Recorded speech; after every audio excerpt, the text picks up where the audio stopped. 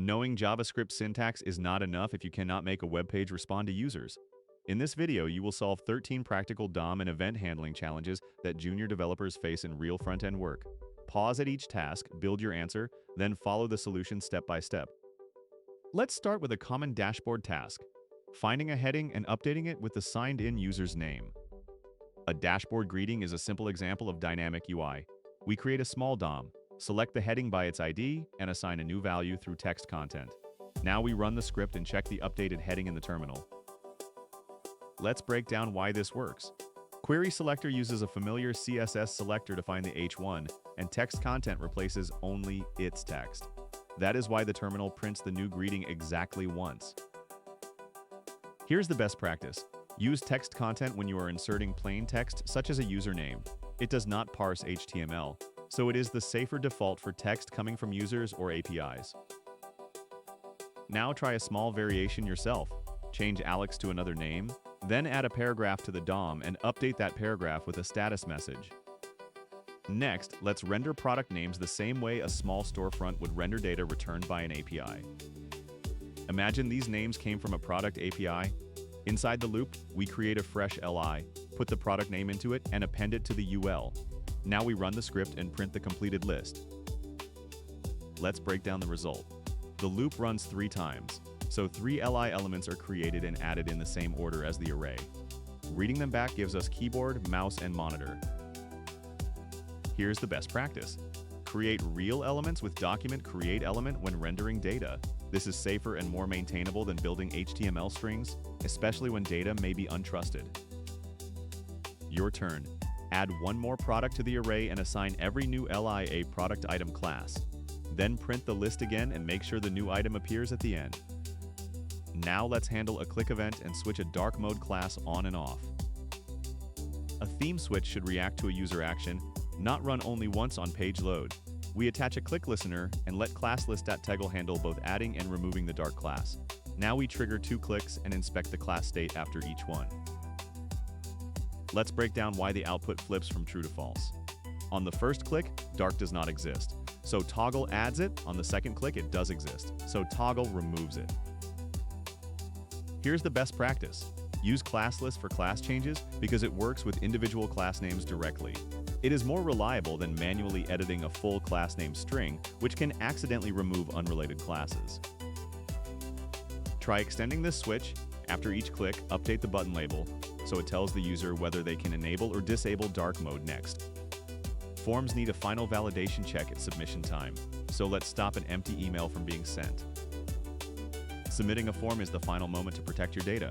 In this handler, we trim the email, prevent the event if it is empty, and show a clear message. Now we submit once with nothing, and once with a valid address to see both paths. Let's break down the 2 results. The empty value becomes an empty string after trim, so prevent default blocks that submission and the message explains what is missing. The valid address skips that branch and shows the success message. Here's the best practice. Always validate again on the form submit event. Live validation can improve the experience, but submit validation is the final guard before data leaves the page. Now add one more rule, reject an address that does not include an @ symbol. Test it with a value like developer and make sure the form shows a helpful message. For the final challenge in this batch, let's update a character counter immediately as a user types. A live counter makes a text limit feel predictable instead of surprising.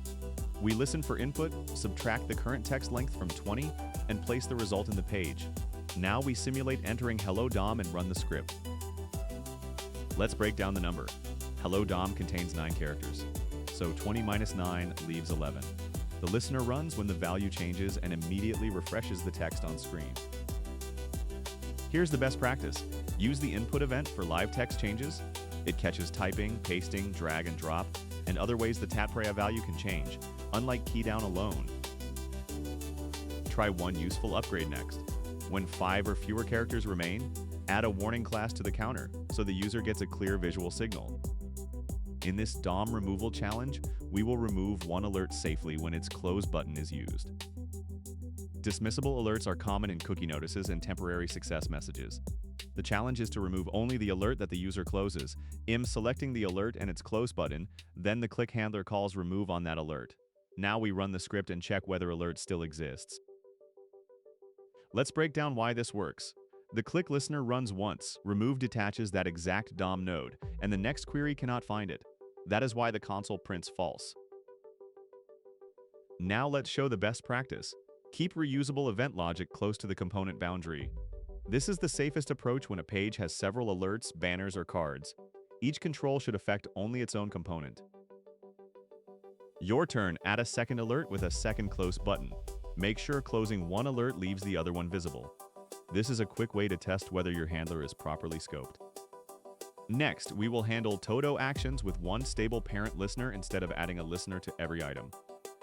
Todo items may be added later, so individual button listeners become repetitive fast. We will attach one click listener to the stable Todos list and use closest to identify a complete button. Then we add 3 items, click the second button, and run the script to see which Todo was completed. Let's unpack the result. The button click bubbles up to the UL, where our single listener receives it. Closest finds the action button and its LI, so the second item becomes completed and its text is printed. Now let's show the best practice. Delegate from the nearest stable parent. It avoids duplicate listeners and automatically supports items created later. Use a clear data action attribute to keep the handler easy to extend. Your turn. Add a delete button beside every complete button. Keep one listener on the OL and branch by data action. Then remove only the LI whose delete button was clicked. This challenge uses the keyboard to add a Todo without requiring the user to leave the input field. Keyboard shortcuts make small interfaces feel much faster. Here we listen for keydown, continue only when event K is enter, append a new list item, and reset the field. Now we enter review pull request, simulate enter, and run the script to verify the Todo and the cleared input. Let's break down why this works. Event key gives us the readable key name, so only enter passes the first check. The handler creates one LI, appends it, and clears the input after the value has been saved. Now let's show the best practice. Check event.key instead of old numeric key code values. Key names are clearer to read and are the modern browser API. This keeps keyboard handlers easier to maintain. Your turn. Make escape clear the input without adding a Todo. Also confirm that pressing enter on an empty or white space only field does nothing. These 2 checks make the interaction feel polished. Now we will calculate cart state from quantity inputs and render the derived total into the page. Cart totals must update whenever a shopper changes a quantity. Separating the price calculation from the DOM update, then listening for input events on both quantity fields. We change the notebook to 2 and the pen to 3, and now we run the script to see the final total. Let's break down the result. The calculator converts the input strings and price data into numbers, then adds each line total. The renderer formats that derive value as currency, which gives us $49 exactly. Now let's show the best practice. Keep calculation logic separate from DOM rendering. The calculation function can then be tested without a browser or HTML. Use this pattern whenever UI values are derived from user-controlled state. Your turn. Add a third cart line, such as a $5 sticker pack. Update the total when its quantity changes, then test the calculation with a few known quantities. This helps you catch money and conversion mistakes early. In the final challenge, we will distinguish a click on a modal backdrop from a click inside the modal itself. A modal should close on its backdrop, not when users click inside the dialog. The overlay listener compares event target with event current target, so it closes only when the overlay itself received the click. Now we simulate an inner click and a backdrop click, then run the script to compare both states. Let's break down why the 2 clicks behave differently. For a click inside the modal, the target is the content and the current target is the overlay, so nothing closes. On the backdrop itself, both references are the overlay, so the modal closes. Now let's show the best practice. Use a target and current target check when the event should still bubble normally. It keeps the event flow intact for analytics, parent components, or other handlers. Reach for stop propagation only when blocking bubbling is truly required. Your turn. Add a real close button inside the modal. That button should close the modal directly, while ordinary clicks inside the content should still leave it open. Test all 3 paths: content, button, and backdrop. Next, we will handle a common async UI pattern, loading data and updating the page without leaving users guessing. Team lists often arrive after the page has already rendered, so the interface needs to show what is happening. Here we create a panel, render loading immediately, and then wait for a mocked request. After checking that the response is valid, we turn each user into a card. Now we run the script and watch the loading state change into two names.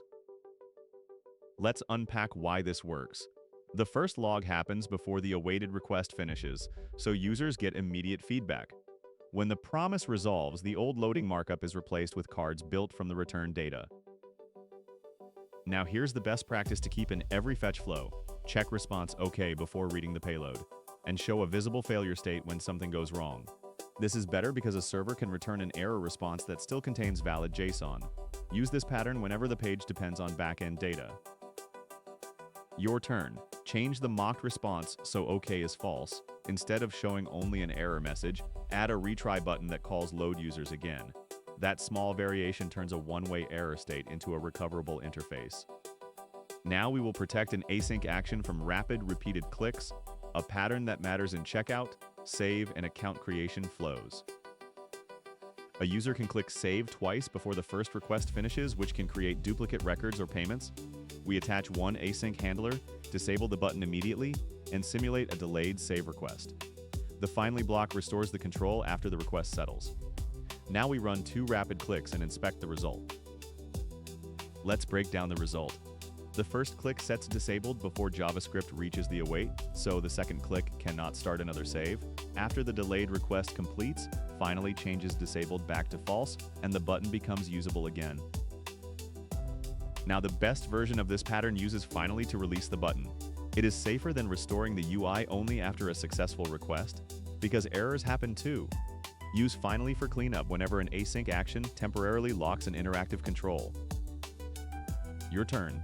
Add a text status that says saving while the request is pending. Then make the mocked request fail once and verify that the button still becomes interactive again. This tests both user feedback and reliable cleanup. For the final task, we will clean up several listeners at once when a component or view is no longer needed. Single-page apps create and remove views repeatedly, so old event listeners can cause duplicate behavior and memory leaks. Here, one abort controller owns both a click listener and an input listener. We trigger each one once, abort the controller, and trigger them again. Now we run the script to confirm that cleanup stops both listeners. Let's unpack the count. Before cleanup, the click and input handlers each run once, giving us 2 invocations. After abort, the same events fire again, but their listeners have already been removed, so the count stays at 2. Now the best practice is to create a controller for a component or view and abort it when that view is removed. This is cleaner than tracking many separate remove event listener calls. Apply it when one feature registers several listeners with the same lifecycle. Your turn. Add a keydown listener using the same controller signal. Trigger it before abort, then trigger it again after abort and verify that the final count does not change. This proves that one cleanup action can cover an entire group of listeners. You have now practiced the DOM skills behind interactive forms, buttons, lists, and user interfaces. If this helped you level up, like the video and subscribe for more JavaScript challenges. Tell me in the comments which DOM task was the most difficult and what topic you want next.